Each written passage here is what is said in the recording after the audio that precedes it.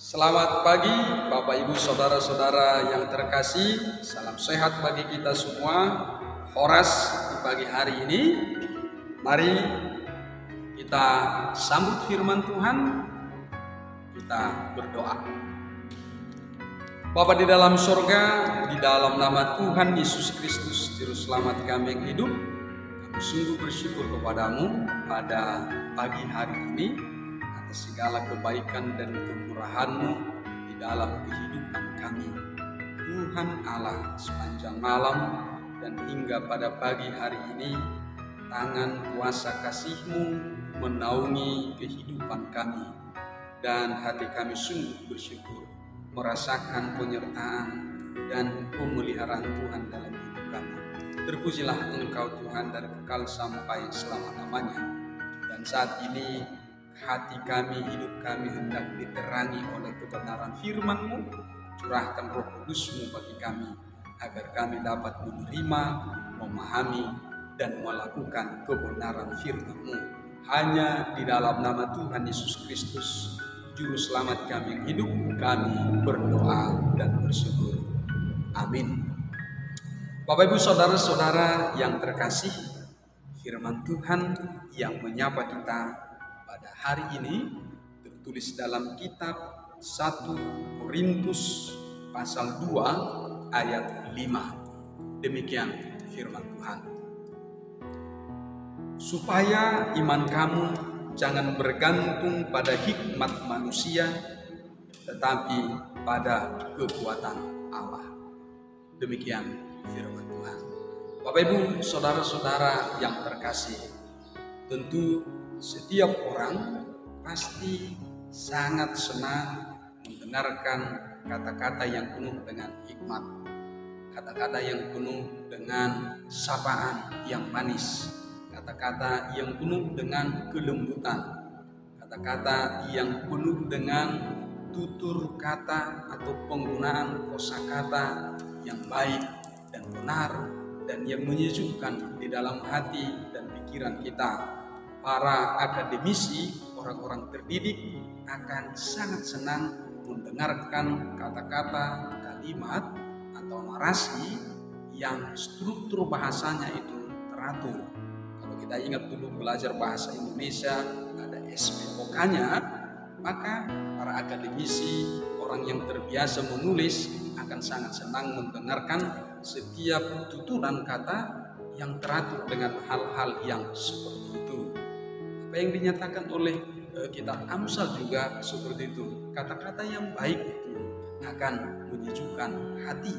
Saudara-saudara, bahwa di tengah-tengah relasi hubungan dengan sesama kita ada bahasa yang baik yang bisa kita pergunakan untuk menyampaikan sesuatu, apa yang ada di dalam hati, apa yang ada di dalam pikiran, supaya maksud hati, maksud pikiran itu dapat tersampaikan dengan baik dan orang lain dapat menangkapnya. Tetapi bisa saja apa yang kita pikirkan, apa yang kita terpendam di dalam hati disampaikan dengan mungkin dengan bahasa yang kurang pas, dengan kata-kata atau susunan kata-kata yang tidak tepat. Akhirnya orang lain tidak dapat memahaminya dengan baik. Nah, saudara-saudara yang terkasih, ajakan hari ini juga bagi kita, setiap orang perlu melatih diri untuk menyampaikan apa yang ada di dalam hati dan pikiran itu secara baik, secara benar, tanpa harus membuat orang lain atau bersengaja membuat orang lain tersinggung.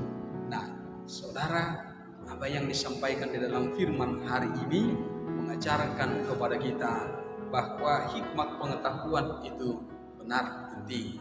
Tetapi ada hal yang lebih penting, yang lebih jauh dari itu. Apa itu? Firman Allah.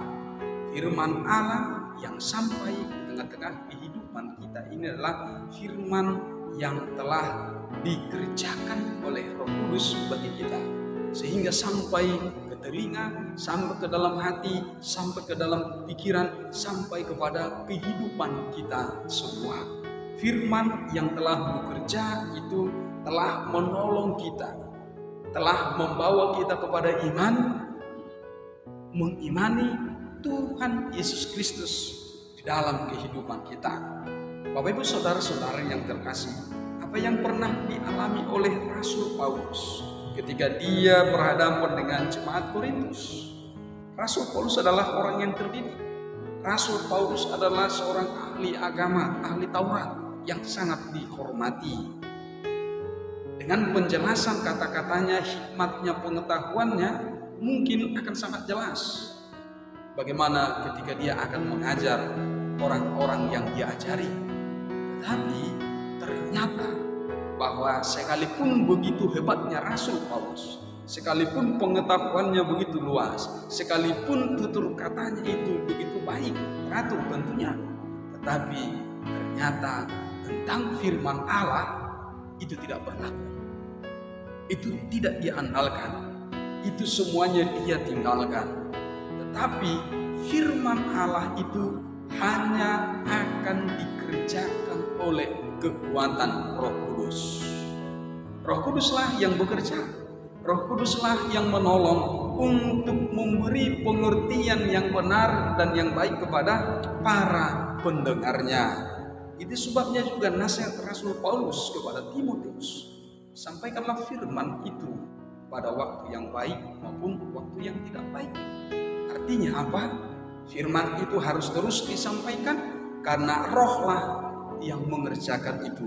Roh Kudus yang mengerjakan itu di dalam hati, pikiran, kehidupan yang menyampaikan, sekaligus di dalam hati, pikiran, dan kehidupan orang yang mendengar dan menerima firman itu sendiri. Sehingga kekuatan firman Allah itu bukan pada hikmat manusia, bukan pada pengetahuan manusia, bukan pada manisnya tutur kata manusia, tetapi dalam kuasa Roh Kudus yang bekerja. Karena itu ketika dia akan berjumpa dengan jemaat di Korintus, Rasul Paulus mengatakan bahwa baik perkataanku maupun pemberitaanku tidak kusampaikan dengan kata-kata hikmat yang meyakinkan, tetapi dengan keyakinan akan kekuatan roh, supaya iman kamu jangan bergantung pada hikmat manusia, tetapi pada kekuatan Allah. Karena itu, saudara-saudara yang terkasih, apa yang perlu kita andalkan di tengah-tengah kehidupan ini bukanlah hikmat manusia, bukan pengetahuan manusia yang menjadi semata-mata penggerak roda kehidupan kita, penggerak motor kehidupan kita, tetapi apa? Kekuatan roh Allah, Roh Kudus yang bekerja, yang terus menolong kita, yang terus memimpin kehidupan kita, yang terus membawa kehidupan kita kepada kehendak Allah yang sesungguhnya. Karena itu, saudara-saudara yang terkasih, ketika firman hari ini menyapa kita, mengingatkan kita semua untuk terus mengandalkan kuasa Roh Kudus di dalam perjalanan kehidupan kita, di tengah-tengah keluarga kita, di tengah-tengah aktivitas kita setiap hari. Ada banyak hal yang sulit kita pahami, ada mungkin juga hal yang tidak terpahami, tetapi semuanya itu akan ditolong oleh Roh Kudus. Kita akan ditolong oleh Tuhan untuk menjalani itu semua dengan keyakinan. Dan demikian juga ketika kita mendengarkan firman Allah, bukan berhenti pada kognisi, bukan berhenti pada pengetahuan sesaat, pengetahuan apa yang telah dipikirkan atau dirumuskan oleh manusia, tetapi kepada logika Allah, kehendak Allah, pikiran Allah, kebenaran Allah, hikmat Allah. Itulah kebenaran yang sesungguhnya yang harus kita terima. Karena itu, saudara-saudara yang terkasih, ketika kita menjalani hari ini, ketika kita memulai aktivitas kita hari ini, ketika kita akan menggulirkan, melanjutkan kehidupan kita hari ini, maka bukan hikmat pengetahuanmu yang menjadi fondasi semuanya, tetapi hikmat kehendak Allah, kuasa Roh Kudus, kasih Tuhan Yesus Kristuslah yang menjadi kekuatan bagi kita. Selamat menjalani hari ini dengan penuh semangat, dengan penuh sukacita, dan teruslah memohon penyertaan Roh Kudus. Amin. Kita berdoa. Bapa di dalam surga, hati kami sungguh bersyukur kepadamu atas segala kebaikan dan kemurahan-Mu yang terus menuntun kehidupan kami agar senantiasa dekat kepadamu. Hari ini juga Tuhan, Engkau mengingatkan kami bahwa bukan pikiran manusia, bukan hikmat manusia, tetapi hikmat Allah yang tercurah melalui kuasa Roh Kudus. Itulah yang memberi pengertian yang benar dan yang baik bagi kami tentang kehendak-Mu. Karena itu Tuhan, kami mohon, curahkan Roh Kudus-Mu bagi kami, agar hati kami penuh dengan damai sejahtera, agar hidup kami penuh dengan hikmat-Mu, agar hidup kami penuh dengan semangat melakukan kehendak-Mu, tidak melakukan keinginan-keinginan kedagingan kami, keinginan-keinginan dunia ini, tetapi sungguh-sungguh tunduk taat kepadamu di dalam aktivitas kami sepanjang hari ini.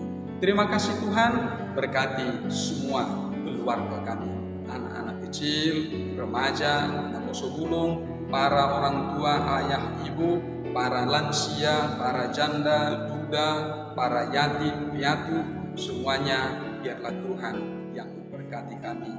Orang tua atau anggota jemaat yang sedang bergumul dengan sakit penyakit, Engkau yang menjamah tubuh roh mereka Tuhan. Engkau yang menganugerahkan kekuatan dan kesembuhan bagi mereka. Terima kasih Tuhan, ampuni kami atas segala dosa dan kelemahan kami, agar kami kudus di hadapan-Mu. Hanya di dalam nama Tuhan Yesus Kristus kami bersyukur dan berdoa kepadamu. Kasih karunia dari Tuhan kita Yesus Kristus, kasih setia dari Allah Bapa, dan persekutuan Roh Kudus memberkati hidupmu hari ini, esok, dan sampai selama-lamanya. Amin. Bapak Ibu, saudara-saudara yang terkasih, semangat pagi, selamat pagi, seluruh Parhalado HKBP Seresok Surabaya. Ucapkan tetap semangat bersukacita, Tuhan Yesus memberkati kita. Horas.